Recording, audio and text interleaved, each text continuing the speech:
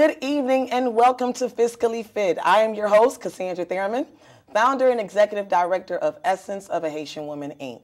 In partnership with Wachovia Bank, we will be bringing to you a series of financial literacy segments ranging in topics from personal finance, bank services, money management, and much more. This program is aimed to be an outreach for youth, young adults, and their parents to begin a conversation about money management. Tonight, we will begin our show with bank services. And we have a special guest, a returning guest, I must say. And his name is Tommy Ben. He is a licensed financial specialist with Wachovia Bank. Welcome, Tommy. Thank you. I appreciate the opportunity to come back. All right. Well, let's begin, because I know a lot of people have questions about banks, the purposes of banks. So I think the first question would definitely be, what is the purpose of the bank? Okay, well, that's a good question. The purpose of a bank is a bank serves as a financial institution that offers an array of different services. Mainly, they help you to keep your money as far as in deposits, and also as far as to protect your money as far as the safety of your money.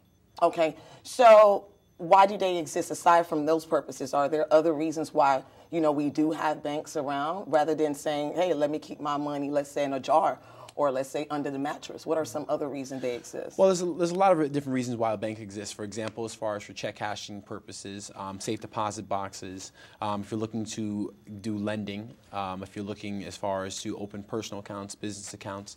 There's an array of different services depending on the type of bank that they offer. Okay, well, that leads to my next question is, what are different types of banks? Because I've heard that not all banks provide the same services, that there are different types of banks for different purposes and different reasons. Can you elaborate on that? Sure. I guess you can break banks down into three different major categories as far as savings and loan, credit unions, and larger financial institutions such as myself, Wachovia Bank. And each one of them serves a different purpose to the certain market that you're in. For example, a credit union, if you were a police officer, sometimes you would belong to a police credit union, or a small savings and loan would be general in a local community. And then you have larger financial institutions such as Wachovia, which is where it gives you the opportunity to have an account that you can access here in Florida, or if you're in California, you still have access to your account as well. Okay, so are there benefits to one versus the other? For instance, is there a benefit going to, let's say, a bank like Wachovia versus, let's say, a credit union that may be affiliated with my job? Definitely. I mean, a credit union is offered to offer specialized services to that particular market segment. For example, I'm going to use the policeman example again. They offer services that they cater to them. As far as check cashing, they get preferred interest rates on different products, I'm sure, depending on what it is that they're looking to offer to that particular segment. A larger institution such as myself, what we offer is we offer an array of products and services that we try to tailor to you depending on what your particular needs are at that time. Okay. All right. So I know that there are many who are skeptical about, depositing their money when it comes to in a certain bank. Who regulates banks? Who oversees banks? How can we safeguard our money? How do we know that it is really safe when we put it, or when we fill out that slip and then we deposit the money? How can we be ensured that it is safe? That is a very important question. There's, especially with the economy being in the state that it is, there's a lot of skepticism in regards to what's safe, what's not safe in regards to banking. One major thing you want to look at when you walk into your bank is you want to see that FDIC logo. Okay. All right? That basically means that your money is insured by the Federal Reserve, and basically means that it's insured up to $250,000 per qualified account. Okay. You can always get more additional information in regards to that by going to the FDIC.gov website. That will help you to know if your money is insured or if it's not insured. So, in a sense, if you are keeping under $250,000 in each bank that you have, your money is completely protected.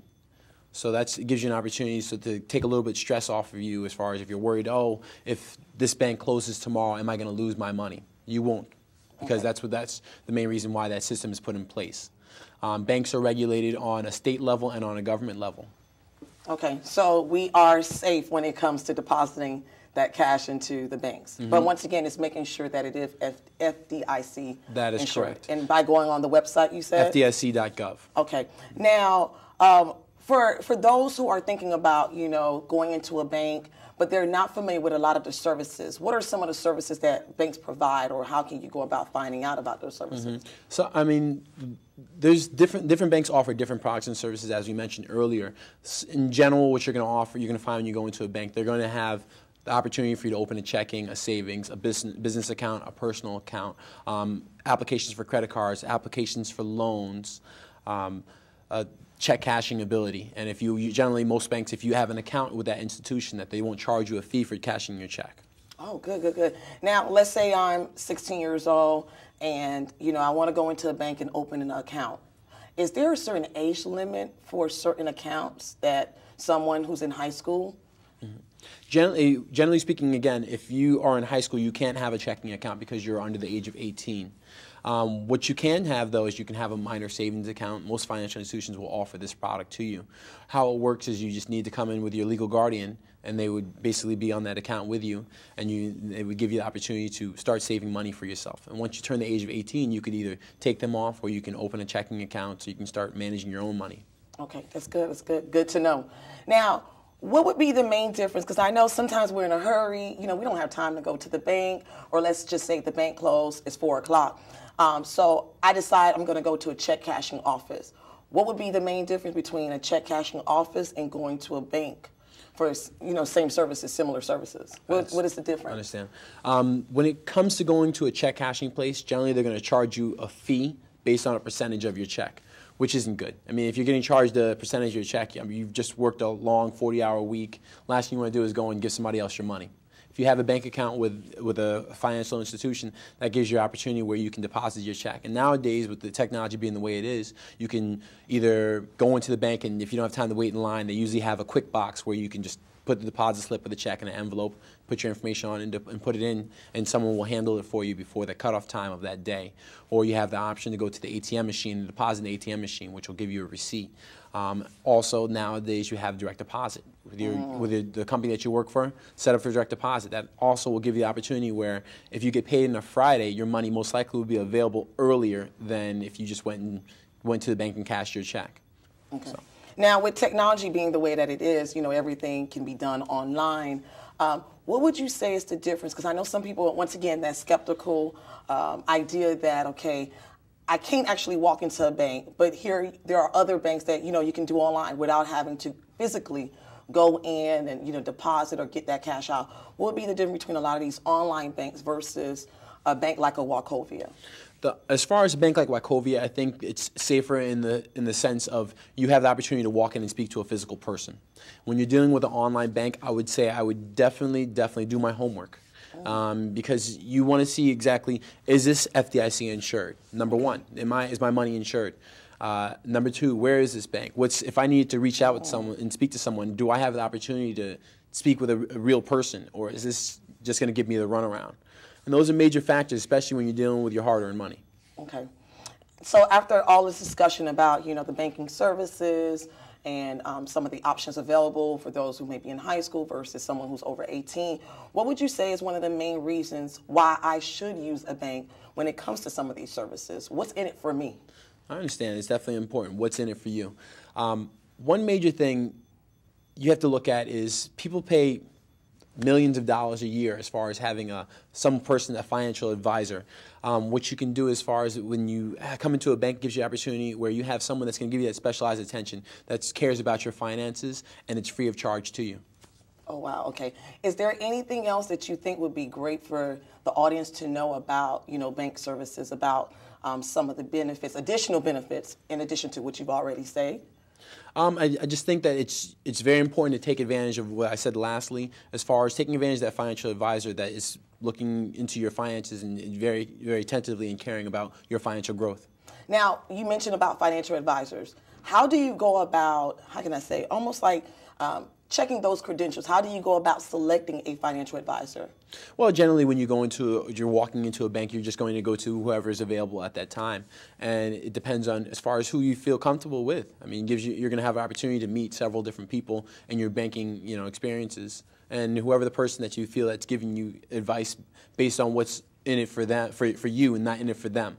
Okay. So are there not different levels as far as for instance, going to a licensed financial specialist versus, let's say, a financial advisor? Are there differences? When I'm going to a bank, are there different levels as far as when it comes to those who are helping us out? What are some of the, how can I say, positions? Like, the tailors versus the financial advisors versus the mortgage consultant. Exactly. What are those roles? Each bank has a different hierarchy. Okay. Generally, when you deal with someone that it's a licensed financial specialist, as myself, or some banks will call it personal bankers. Each bank has a different title. Basically, we're the people that open the accounts. Okay. You can basically look at our position as we're the quarterback, and based on what you need to do, we're going to throw the pass to whoever the receiver is. Whether it be you're in the bank to apply for a mortgage, we may refer you to a mortgage specialist. Whether you're in the bank as far as to look into stocks and bonds, we might send you to a financial advisor. Or whether you're looking for retirement planning, we may send you to another different person, all depending on what exactly is your need. Our job is to identify what your financial need is. Sounds good. Well, definitely thank you once again, Tommy, for coming on our show. And for those who are watching, we would love to hear from you. If you have any comments or suggestions, please feel free to email us at ehw.info@gmail.com. Once again, that is ehw.info@gmail.com. And for those who would like to reach out to you, how could they contact you? Yes, they can call me on my phone, which is 305-789-3971. Again, 305-789-3971. Thank you. Once again, thank you, Tommy, for coming on the show. And we're going to take a short break, and when we return, we will then discuss the topic of how to keep our money safe. Okay? So we'll be back in a short break.